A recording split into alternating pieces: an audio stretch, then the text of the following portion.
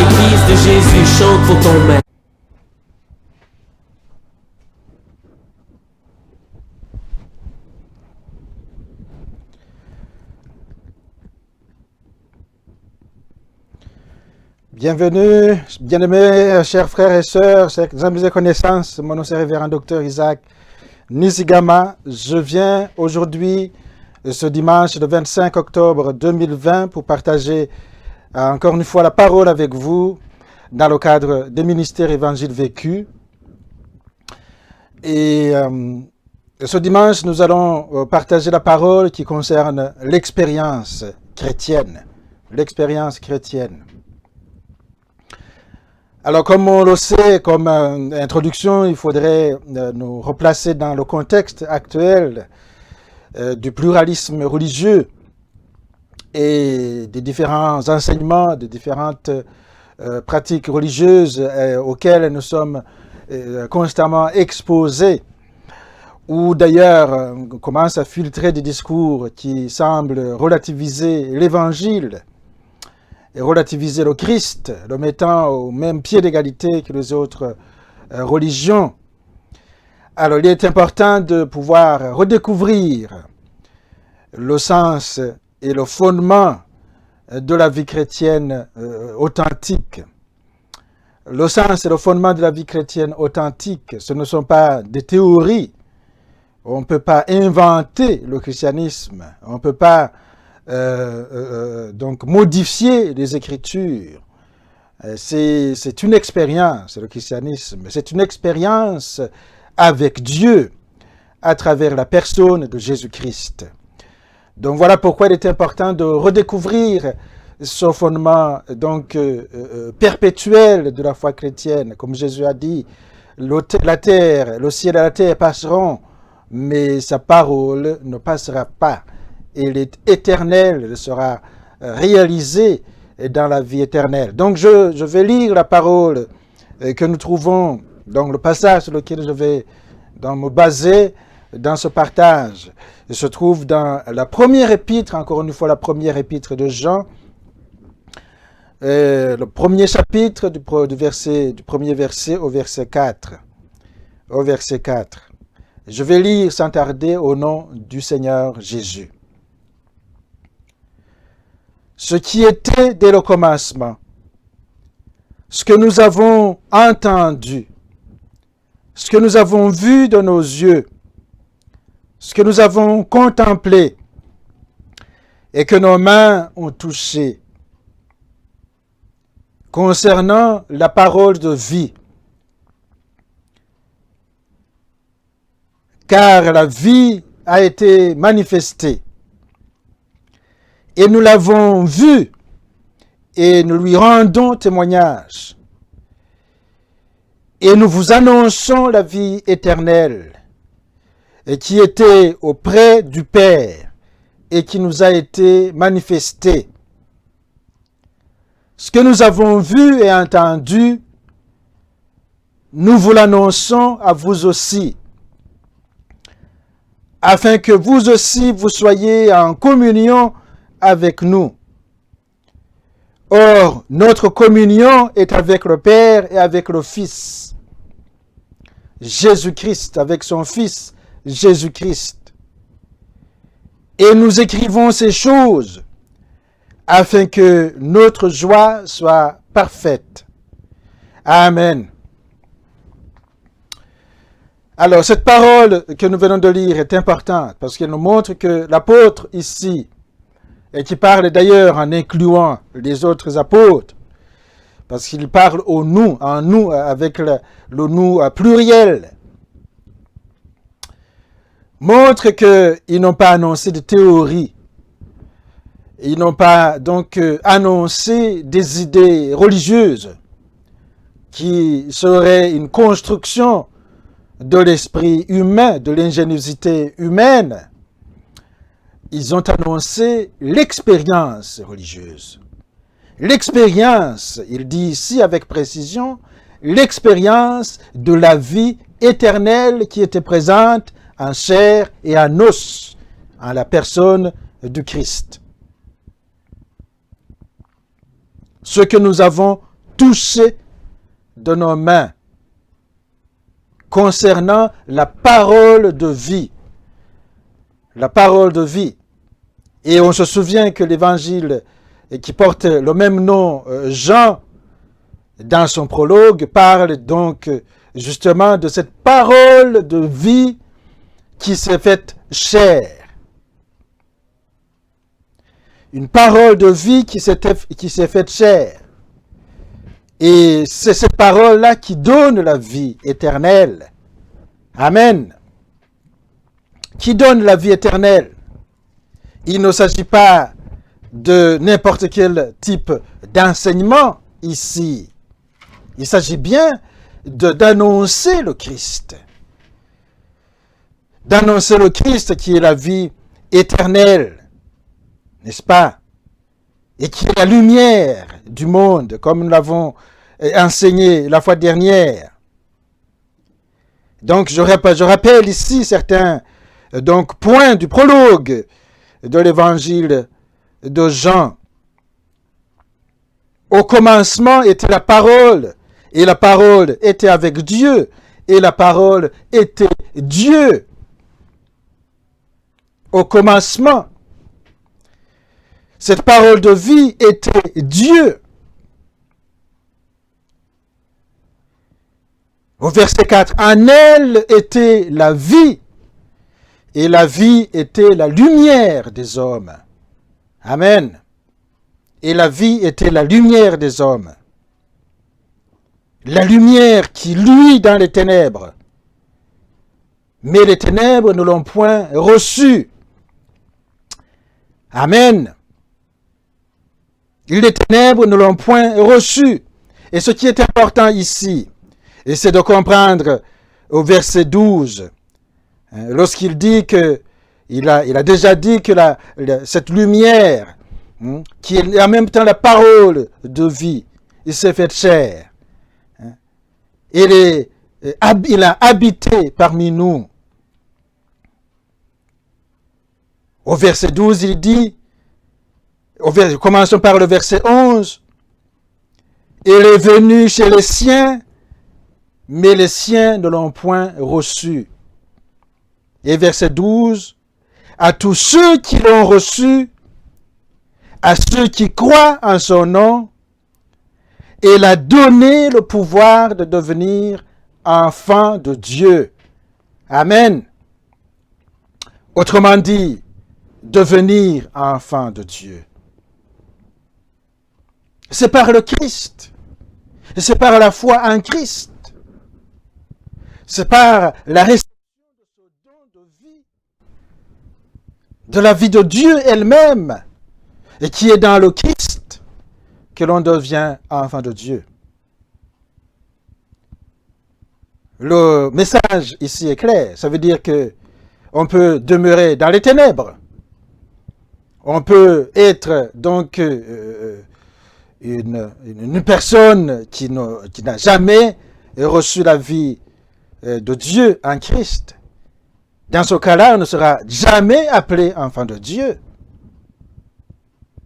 On ne sera jamais appelé enfant de Dieu. Pour être appelé enfant de Dieu, ça prend ce pouvoir qui vient du Christ. À tous ceux qui l'ont reçu, à ceux qui croient en son nom, il a donné le pouvoir de devenir enfants de Dieu, lesquels sont nés, au verset 13, non du sang, ni de la volonté de la chair, ni de la volonté de l'homme, mais de Dieu. Mais de Dieu. La naissance de Dieu. Amen. Ce n'est pas tous les hommes qui sont nés de chair, qui sont nés de femmes, qui sont nés de l'homme, d'autres hommes, d'autres humains, qui sont des enfants de Dieu. Ici, la parole est claire, n'est-ce pas? Il faut naître de Dieu pour devenir enfant de Dieu.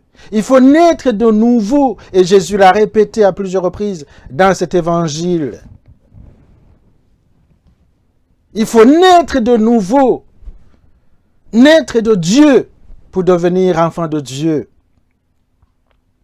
Souvenez-vous de l'épisode de Nicodème, qui était pharisien, docteur de la loi en Israël, et qui vient de nuit trouver Jésus au chapitre 3 et lui poser une question qui l'a intrigué.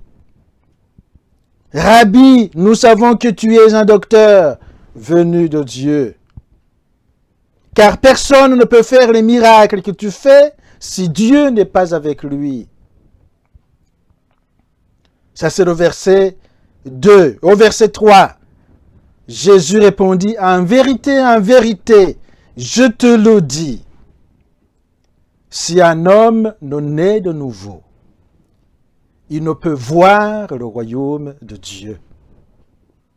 Amen. Si un homme ne naît de nouveau, il ne peut voir le royaume de Dieu. Voilà la naissance de Dieu dont a parlé Jean dans le prologue que nous venons de lire. La naissance de Dieu. Le pouvoir qui fait devenir enfant de Dieu vient de Dieu lui-même. Il ne vient aucunement de la volonté de l'homme. Nous n'avons aucun moyen de nous transformer en enfants de Dieu nous-mêmes. C'est Dieu qui opère ces choses en nous. Voilà pourquoi c'est le Christ qui annonce cela et qui est donc venu pour faire de nous des enfants de Dieu, pour faire de nous des enfants nés de nouveau. Si un homme ne naît de nouveau, il ne peut voir le royaume de Dieu. Il ne peut donc être sauvé. Et Nicodème était étonné. Il est étonné Il commence à réfléchir d'ailleurs comme un enfant. Il ne comprend pas qu'il s'agit d'un langage spirituel. Comment un homme peut-il naître quand il est vieux? Peut-il rentrer dans le sein de sa mère et naître? Et Jésus répondit, en vérité, je te le dis, si un homme ne naît d'eau et d'esprit, il ne peut entrer dans le royaume des cieux, dans le royaume de Dieu. Ce qui est né de la chair est chair. Ce qui est né de l'esprit est esprit. Alléluia. Alors, pour devenir enfant de Dieu, mes chers frères et sœurs, mes bien-aimés, il faut naître d'esprit. Il faut naître d'esprit. Nous sommes nés de la chair en tant qu'êtres humains vivants, êtres vivants comme tous les êtres vivants, les animaux. Et bien sûr, nous sommes des animaux raisonnables, nous avons la raison. Nous pouvons réfléchir. Mais cela ne fait pas de nous des enfants de Dieu. Pour devenir enfants de Dieu, nous devons donc naître d'en haut, naître d'esprit, naître de Dieu. Et c'est par le Christ que ça se fait. C'est par le Christ que ça se fait. C'est pourquoi il a dit, je suis le chemin, la vérité et la vie. Nul ne vient au Père que par moi. En Jean chapitre 14, verset 6. Et dans le même chapitre ici, le chapitre 3 de l'évangile de Jean, il dit que celui qui croit en moi a la vie éternelle, au verset 36. Celui qui croit en moi a la vie éternelle. Autrement dit, la vie de Dieu qui se trouve dans tous les enfants de Dieu. C'est cette vie-là qui va continuer dans la vie éternelle après la mort physique. Qui va se poursuivre dans la vie éternelle. Parce que c'est la vie de l'Esprit de Dieu qui habite le croyant, qui habite le chrétien. C'est donc toute l'importance de l'expérience de Dieu. De l'expérimentation de la parole. L'apôtre Jean, dans son épître, dit « Ce que nous avons touché, ce que nous avons vu de nos yeux, nous vous l'annonçons. » Ce ne sont pas des théories de théologie ou alors des mythes religieux. C'est l'expérience de Dieu. Et Dieu seul sait combien l'expérience de Dieu est très importante en contexte comme le nôtre, qui est un contexte pluraliste, tendant à relativiser les contenus de croyance, les contenus de foi, tendant à mettre tout au même pied d'égalité, et même à transformer, à renverser, en fait, la perspective, comme si le Dieu ou le Christ était venu pour nous faire mieux vivre sur la terre, dans cette condition-ci. Et on met donc l'évangile au service de la vie terrestre. Une perspective qui est étonnante, parce que dans les évangiles, on voit que le Christ est venu, non pas pour le royaume ici-bas, mais pour nous amener dans le royaume de Dieu. Amen. Il a dit, mon royaume n'est pas de ce monde. Et dans cette proclamation du royaume, il s'est posé lui-même comme le chemin, la vérité et la vie. Le chemin qui mène dans ce royaume. La vérité à laquelle il faut croire pour aller se diriger vers ce royaume. Et le chemin parce que c'est lui qui nous a montré la voie. La voie.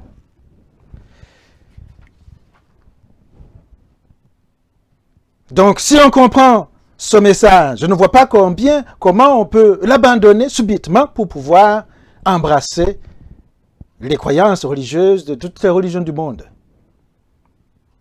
Cela veut dire qu'on n'a jamais fait l'expérience véritable de cette vérité-là. On a appris dans les livres, comme on peut apprendre toutes les histoires, tous les mythes, mais on n'a jamais fait l'expérience soi-même.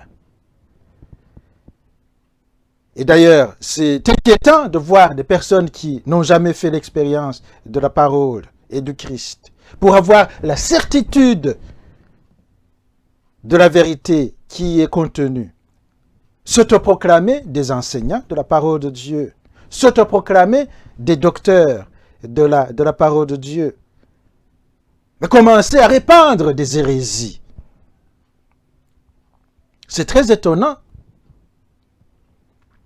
Les fausses prophéties qui témoignent du caractère tout à fait superficiel de l'adhésion à la vérité de ces personnes.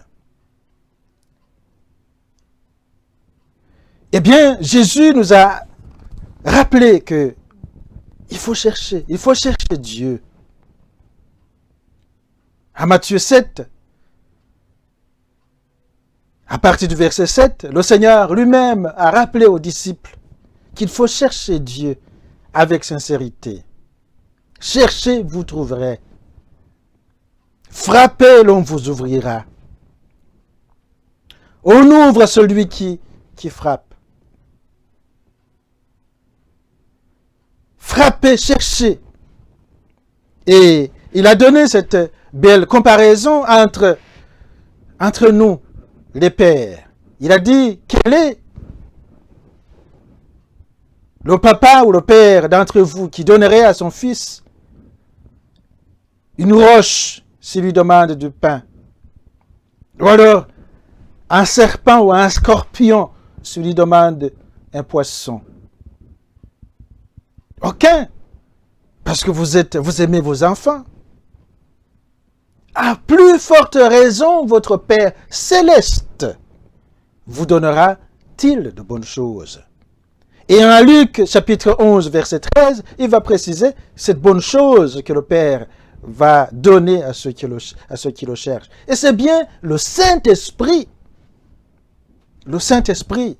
Luc, chapitre 11, verset 13, je vais lire ce passage. C'est bien le Saint-Esprit que le Père donne à ceux qui le cherchent. Le Saint-Esprit, le Père le donne à ceux qui le cherchent parce que c'est le gage de l'héritage, comme nous dit la parole. C'est le gage de l'héritage. Et c'est le gage de la certitude de la connaissance. Luc, chapitre 11.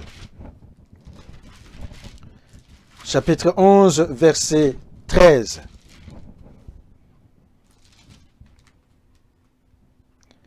Si donc, méchants comme vous l'êtes, vous savez donner de bonnes choses à vos enfants, à combien plus forte raison le Père céleste donnera-t-il le Saint-Esprit à ceux qui le lui demandent? Amen. Voilà la bonne chose, la meilleure chose à demander au Père, le Saint-Esprit, pour qu'il nous soit donné. Et l'on a vu que c'est celui-là qui fait naître de nouveau, qui fait naître d'en haut, qui fait de nous des enfants de Dieu. Donnera-t-il le Saint-Esprit à ceux qui le lui demandent? Aujourd'hui, les gens aiment demander de l'argent, veulent devenir riches, veulent devenir je ne sais quoi, veulent devenir grands. La vaine gloire, la richesse, devenir fameux, célèbre. Et quand ils s'agenouillent, c'est pour se demander ces choses-là à Dieu. Et pourtant, ici Jésus nous fait remarquer que ce qu'il faut demander avant tout, c'est le Saint-Esprit.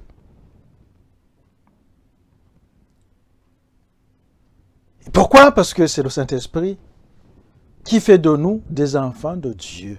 Amen. Des enfants de Dieu. À moins de naître d'esprit, bien sûr naître aussi d'eau par le baptême, on ne verra pas le royaume de Dieu.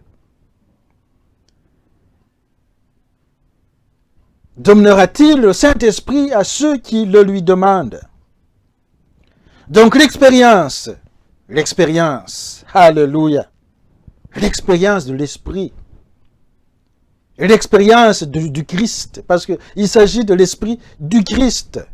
Nous savons, aujourd'hui nous comprenons notre Dieu comme un Dieu qui est à la fois Père, Fils et Saint-Esprit. Les trois personnes en un seul Dieu qui vivent en une communion éternelle et parfaite.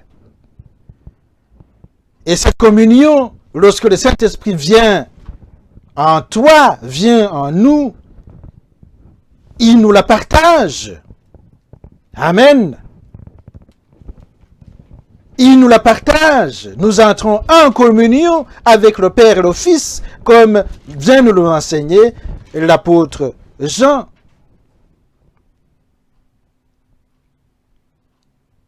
Ce que nous avons vu et entendu dans l'épître que nous avons lu, nous vous l'annonçons à vous aussi, afin que vous aussi, vous soyez en communion avec nous.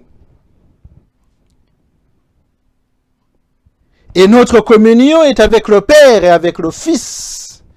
Amen. Jésus-Christ. Et c'est par le Saint-Esprit que cette communion est possible, est rendue possible. C'est lorsqu'on devient enfant de Dieu qu'on entre dans cette communion avec le Père et avec le Fils. On ne peut pas se l'attribuer soi-même, cette communion. On ne peut pas la créer soi-même. Il s'agit d'une action de Dieu lui-même à travers la grâce et la présence de son Esprit, afin que vous soyez en communion avec nous. Voilà donc pourquoi la question de l'expérience est très importante, actuellement en particulier. L'expérience chrétienne. Expérimenter les vérités chrétiennes. Pas seulement suivre les doctrines. J'aime mieux le passage de Jean chapitre 20 où l'apôtre qui était appelé Didyme, quand Jésus le ressuscité a apparu aux autres disciples, il n'était pas là. Et lorsque il est venu, Jésus était déjà parti. Et les disciples lui annoncent qu'ils ont vu le Christ ressuscité. L'apôtre, prudent, voulant avoir la certitude, lui-même, expérimenter lui-même cette vérité surnaturelle, il dit, si je ne vois pas la marque dans ses mains, la marque des clous, et si je n'avance mon doigt pour le poser dans la marque de la lance, dans son côté, je ne croirai pas. Bien sûr, il avait tort parce que les autres avaient déjà expérimenté le Christ. Il avait tort, mais cette volonté d'expérimenter n'était pas mauvaise en elle-même. D'expérimenter le ressuscité lui-même pour avoir une certitude absolue. Eh bien, le Christ, qui certainement a entendu ces propos de Thomas appelé Didyme, apparaît le dimanche suivant aux disciples. Alors que Thomas lui-même est présent, et il lui dit, voilà, avance ton doigt, mets ici, vois mes mains. C'est bien moi, Thomas. Il ne faut pas être incrédule. Et Thomas qui se prosterne directement devant le Seigneur lui dit, mon Seigneur et mon Dieu. Amen. une certitude absolue. Il a bien sûr douté, il n'a pas bien fait de douter du témoignage des apôtres. Mais le fait de désirer expérimenter, surtout en ces périodes d'incertitude et de relativisme, est très important. Expérimenter le Christ. Pour pouvoir dire, comme l'apôtre ici, ce que nous avons touché, ce que nous avons vu de nos yeux, nous vous l'annonçons. Nous vous l'annonçons. Donc, voilà le thème de l'expérience. Pour ne pas enseigner n'importe quoi, ne pas dire n'importe quoi, ne pas vouloir reconstruire le christianisme comme si c'était une œuvre humaine. Une œuvre humaine. Comme l'apôtre Paul disait, si le Christ n'est pas ressuscité, eh bien, votre foi est vaine.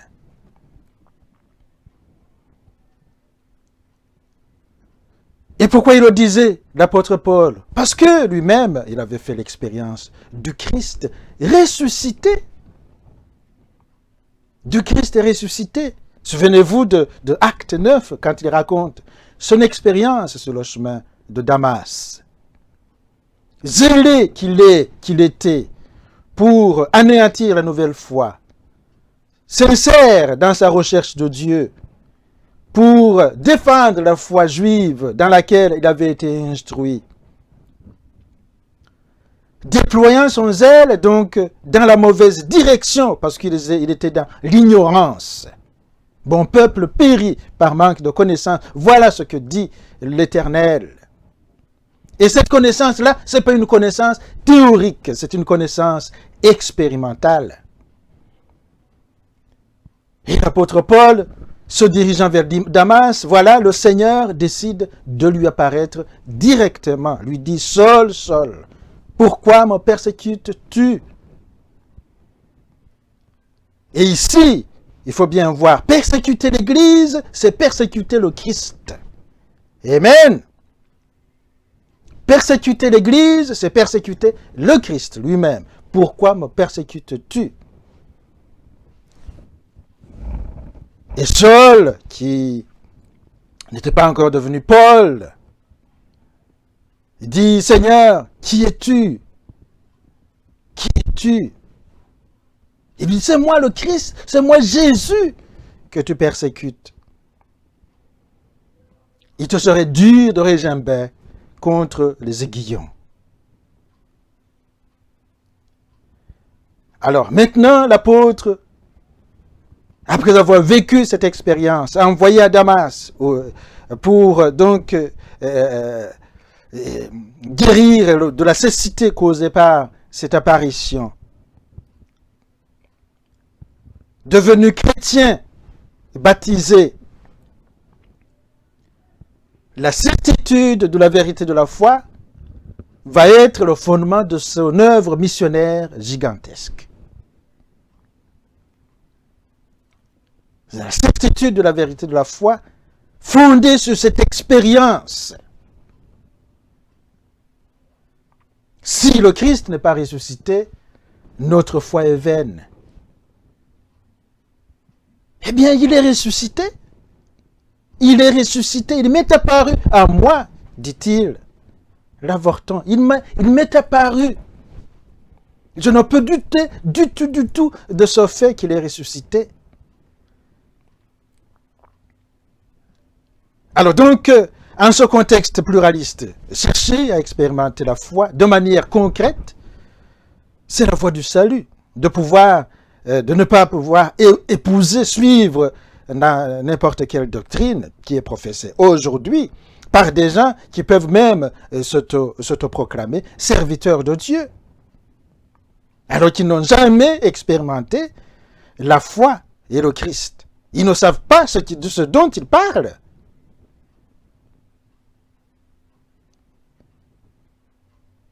Donc voilà, nous allons prier aujourd'hui pour que le Seigneur nous aide en ces temps d'incertitude, en ces temps difficiles.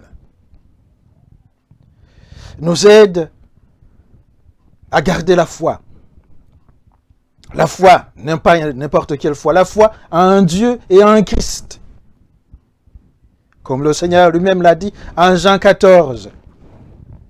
Que votre cœur ne se trouble point.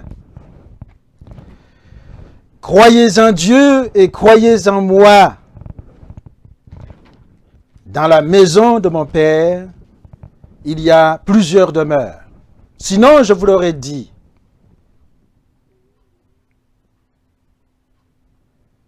Si cela n'était pas, je vous l'aurais dit. Je vais vous préparer une place, et lorsque je m'en serai allé et que je vous aurai préparé une place, je reviendrai vous prendre, afin que là où je suis, vous y soyez aussi. Amen.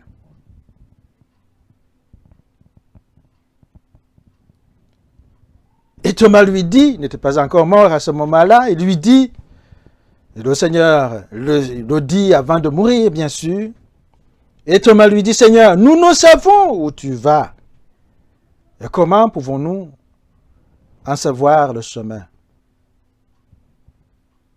Et Jésus qui lui répondit, je suis le chemin, la vérité et la vie. Nul ne vient au Père que par moi. Donc nous allons prier pour que le Seigneur nous fasse expérimenter d'une manière tout à fait nouvelle cette vérité de la foi chrétienne.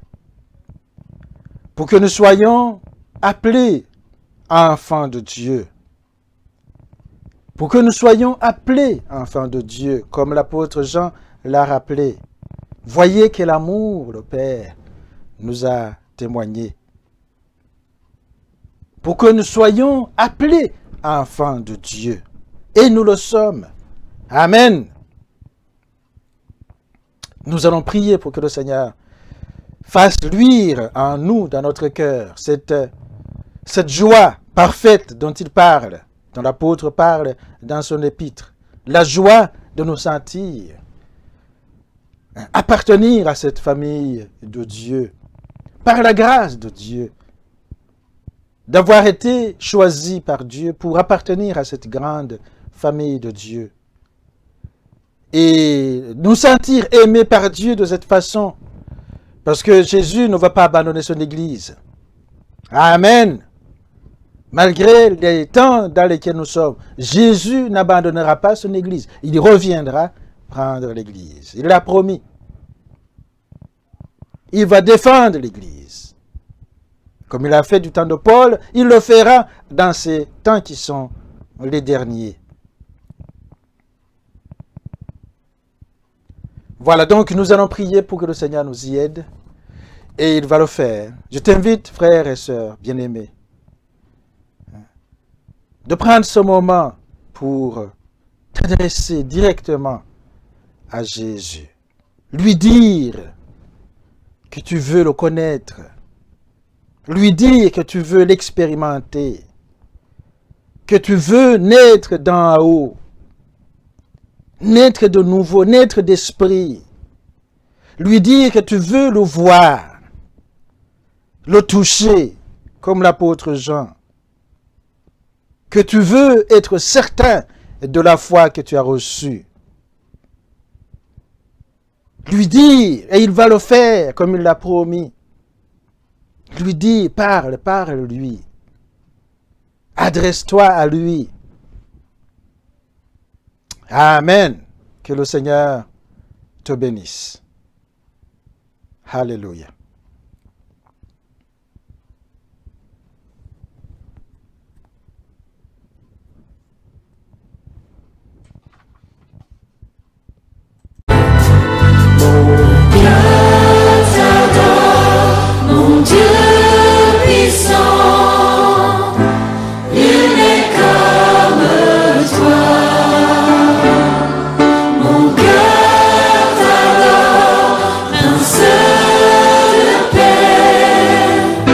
C'est ce que